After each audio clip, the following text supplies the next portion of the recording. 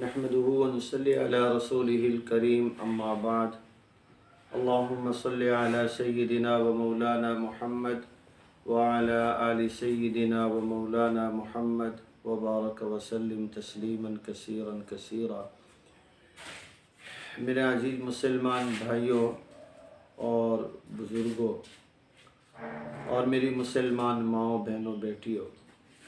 اس ماہ مقدس میں ہم نے درس کا اور اسی طرح دینی مسائل کا اور ساتھ ساتھ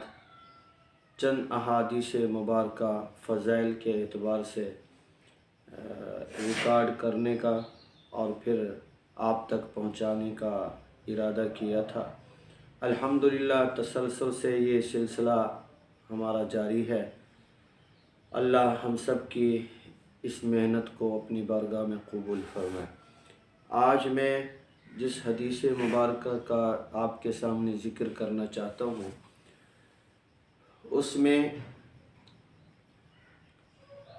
یہ فضیلت بیان کی جا رہی ہے کہ قیامت کے دن ہر انسان کو سائے کی ضرورت ہوگی۔ اعمال کے اعتبار سے گرمی کی وجہ سے تو ہر انسان یہ چاہے گا کہ مجھے کسی طریقے سے تھوڑا سا سایہ مل جائے اور مجھے تھوڑی سی آسانی بھی پیدا ہو جائے گی۔ تو وہ سایہ صرف اور صرف عرش کا جو سایہ ہے وہ صرف نیک اعمال کی بدولت ہوگا۔ جن کے اعمال اچھے ہوں گے وہ اللہ کے عرش کے سائے کے نیچے آ سکتے ہیں۔ حضرت ابو ہریرہ یا اسی طرح حضرت ابو سعید خدری رضی اللہ تعالی عنہما سے یہ روایت ہے کہ رسول اللہ صلی اللہ علیہ وسلم نے ارشاد فرمایا، 7 آدمی ایسے ہیں جن کو اللہ تعالی ان کو اپنے عرش کے سائے میں جگہ دیں گے جس دن کہ عرش الہی کے سائے کے علاوہ کوئی سایہ بھی نہ ہوگا، یعنی قیامت کا دن ہوگا۔ اور اس دن کے متعلق آپ حضرات علماء کرام سے سن چکے ہیں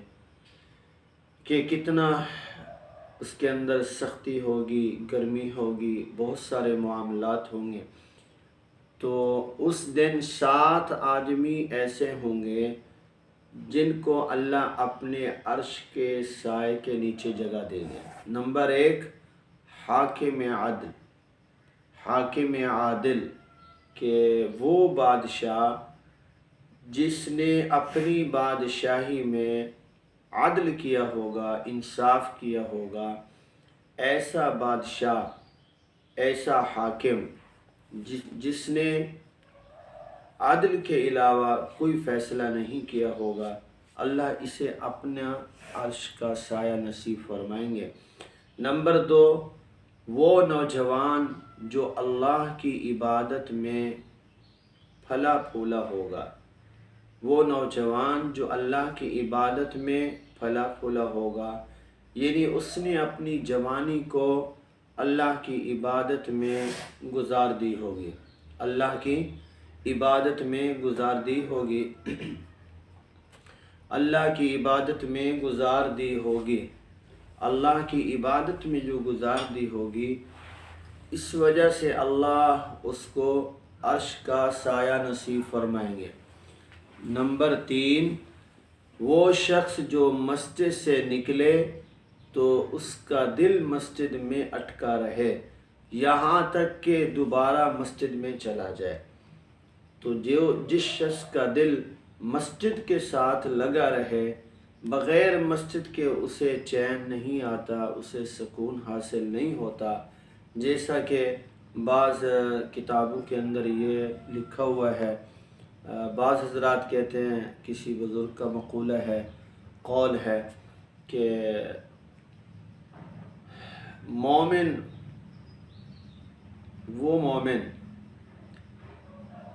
وہ ہے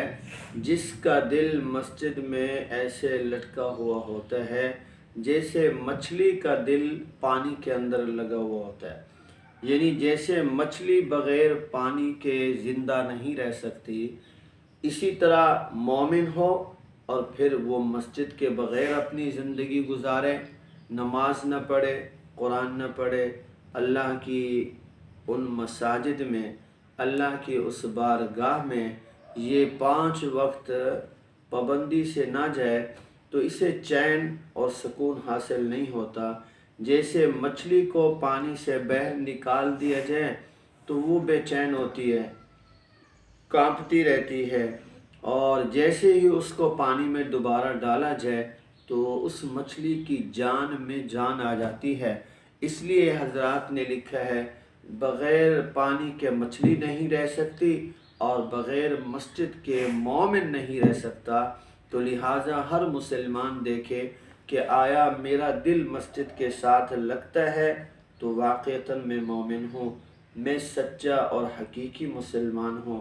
اگر مسلمان کا دل اللہ کے گھر کے ساتھ نہیں لگتا تو وہ سمجھ لے کہ میرے ایمان کے اندر کمزوری ہے۔ تو ایسا شخص جس کا دل لگا ہوا ہوتا ہے اور اسے بے چینی رہتی ہے، اگر وہ مسجد میں نہ جائے، اللہ کے عرش کے سائے میں اس کو جگہ ملے گی۔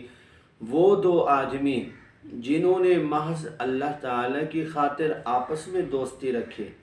دوستی بھی اللہ کی محبت کی خاطر، اور جب جدا ہوئے تو اللہ کی محبت کی خاطر، یعنی جمع ہونا اور ان دوستوں کا جدا ہونا صرف اللہ کی رضا درمیان میں ہے اور کوئی لالچ دنیا کی نہیں ہے۔ ایسا شخص بھی، یہ دونوں ایسے شخص بھی اللہ کے عرش کے سائے کے نیچے ہوں گے۔ اسی طرح لکھا ہے کہ وہ شخص جس نے تنہائی میں اللہ تعالیٰ کو یاد کیا تو اس کی آنکھیں بہہ پڑیں، آنسو نکل آئے، رو پڑے، اور اس کی آنکھوں سے جو آنسو نکلے کس وجہ سے نکلے کہ اپنے گناہوں کی معافی طلب کرنے کے لیے، اللہ کی محبت میں۔ تو ایسا شخص جو خلوت میں بیٹھ کر اللہ کے سامنے روتا ہے، گڑ گڑاتا ہے، جیسے بچہ اپنے والد کے سامنے یا اپنی والدہ کے سامنے روتا ہے، روتے روتے وہ اپنی بات منوا لیتا ہے، تو یہ مومن بندہ بھی اللہ تعالیٰ کے سامنے روتا ہے، اور رونے کے بعد پھر اللہ تعالیٰ سے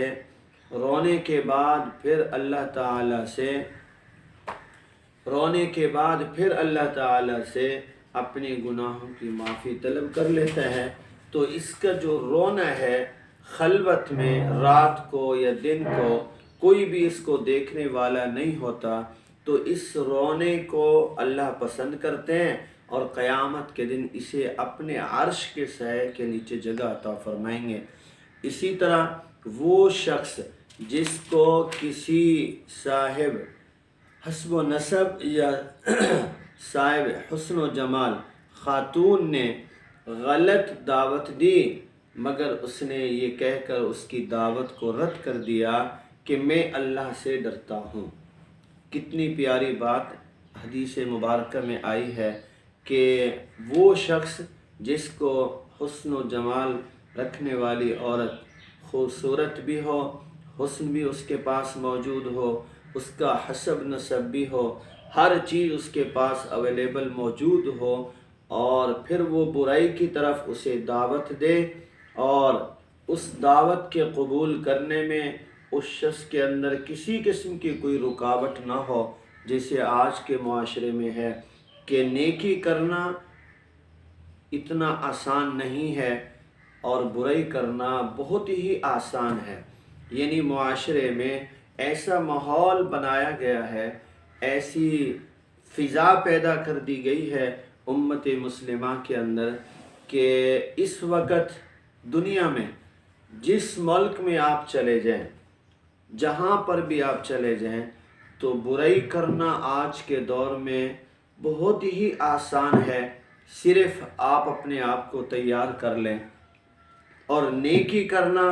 انتہائی مشکل ہے۔ ورنہ ایک وقت تھا، ہمارے اکابر اور حضرات علماء کرام اپنی کتابوں میں لکھتے ہیں، ماقبل کے زمانے کی باتیں لکھتے ہیں کہ ایک وقت تھا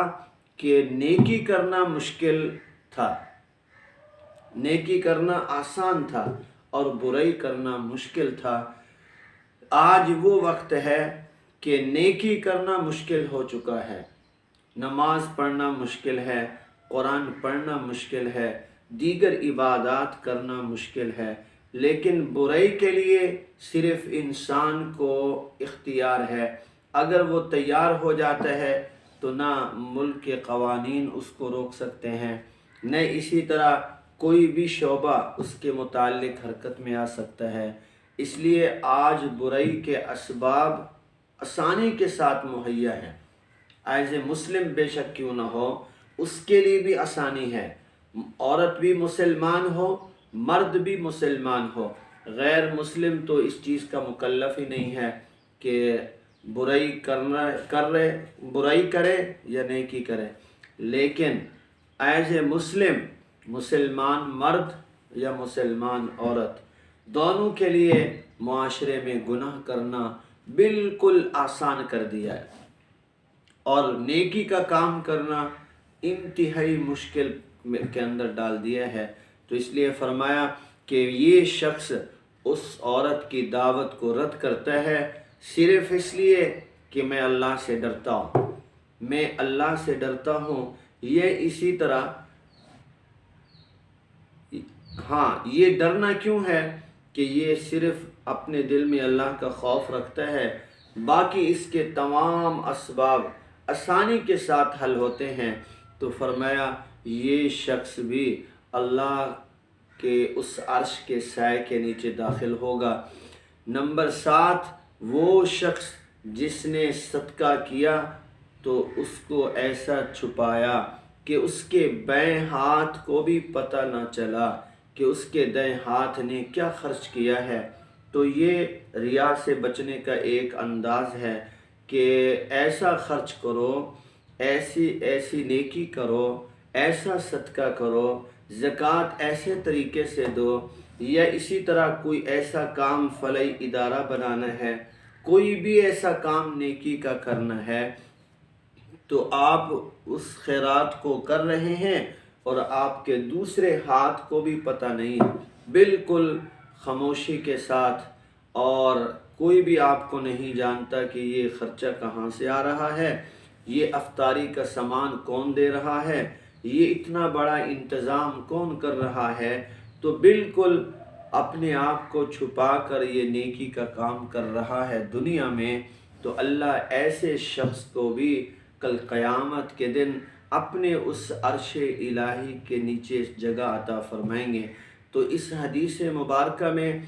7 آدمیوں کا ذکر آیا ہے، اور ان 7 آدمیوں میں اور آپ دیکھ لیں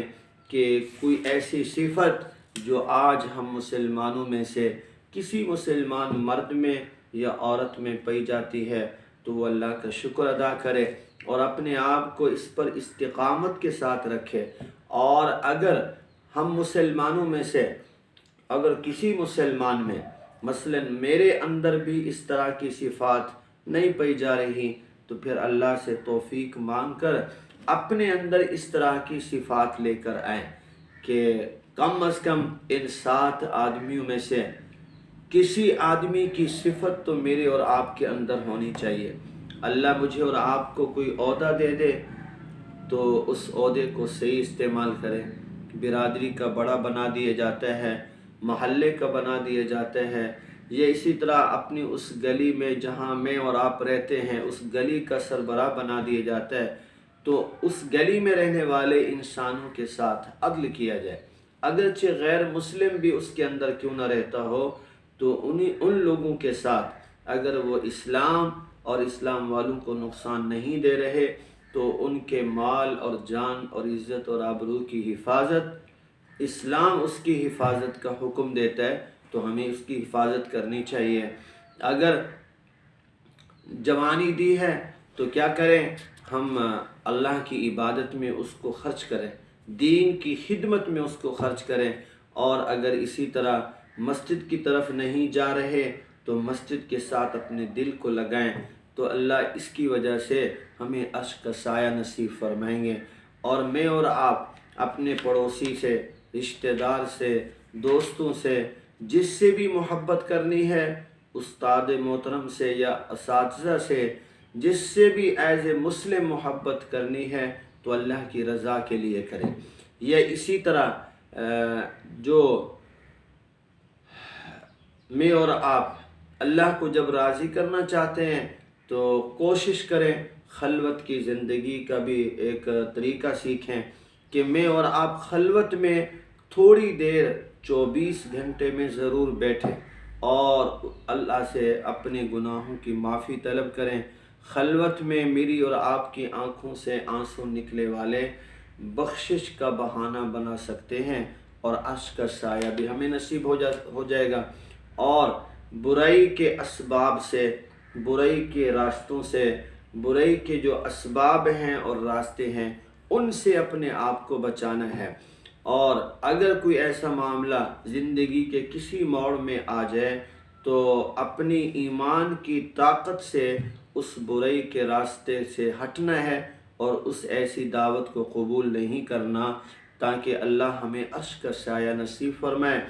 اور اگر میں اور آپ صدقہ کرنا چاہتے ہیں، خیرات کرنا چاہتے ہیں تو عزیز مسلمان بھائیوں اور میری مسلمان بہنوں، ہم سب کو چاہیے کہ ہم خاموشی سے صدقہ کریں۔ ہاں، حضرات علماء نے یہ بھی لکھا ہے کہ دونوں طریقے صحیح ہیں۔ مجلس کے ماحول کو دیکھ کر اگر اعلانیہ طور پر ہم صدقہ کرتے ہیں اور ہماری وجہ سے 20 آدمی اور کھڑے ہو جاتے ہیں، مثلا مدارس دینیہ کے لیے چندہ ہو رہا ہے، مسجد بن رہی ہے اس کے لیے اجتماعی طور پر چندہ ہو رہا ہے، تو ایسی مجالس میں اعلانیہ طور پر بھی اگر کوئی انسان کھڑا ہو جائے، اس کی وجہ سے 20، 50 یا 100 مسلمان اور بھی کھڑے ہو جائیں گے، تو اس طریقے سے اعلانیہ صدقہ کرنا بھی جائز ہے۔ لیکن زیادہ تر انسان کو چھپ کر صدقہ کرنا چاہیے، خیرات کرنا چاہیے، اور جتنا ہو سکے نفلی خیرات کرے گا، اللہ اس کی خیرات کے بدلے اس کو اپنا اشک کا سایہ نصیب فرمائیں گے۔ اللہ ہم سب کو ان باتوں پر عمل کی توفیق نصیب فرمائے۔ وآخر دعوانا ان الحمد للہ رب العالمین۔